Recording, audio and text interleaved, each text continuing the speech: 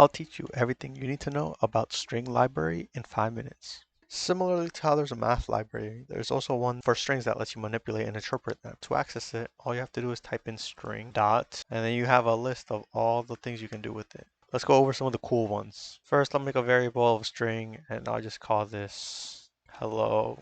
My name is eyes.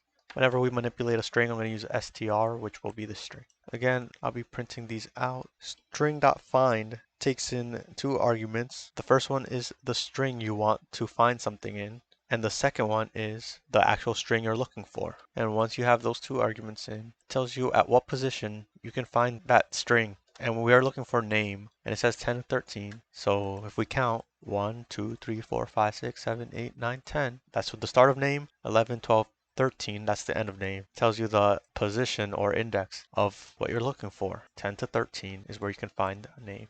And let's say you don't want both 10 and 13, you just want one or the other. You can write in like starting point, comma, ending point equals, and you can assign each variable to each one. This will be to the starting point, and this will be assigned to the ending point. Starting point always gets assigned first, then the ending point. String.len returns the length of a string by character count. For example, if I have that string and I want to see the length of it, it's 22 characters long, and yeah, spaces count as characters too.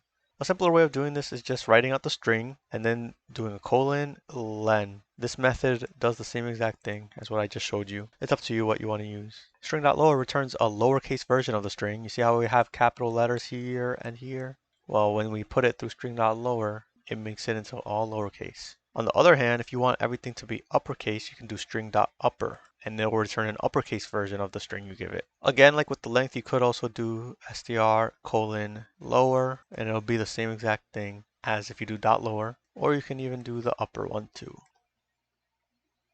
These 2 might seem kind of useless, like why would I ever want a lowercase version of my string? Well, when people type in admin commands, for example, sometimes they type in kill with the capital, sometimes they have caps lock on, type of kill, and then maybe they type in kill like they're supposed to. You can just turn it into all lowercase and check if it's equal to kill. You can check like if they type in, if you have message, you can turn the message into lowercase and make sure it's equal to kill, so that even if they have caps lock on, it still lower cases it to make sure it matches up with this. I'm sure the YouTube algorithm is going to love hearing me say kill, kill, kill over and over again, and I just said it more times. But anyways, string.rep takes in a string. Let's use LOL for this example. And then it also takes in a number. And this, it just repeats the string as many times as you specified here. So I told it to repeat it 5 times. Just combine my LOL into 5 LOLs combined.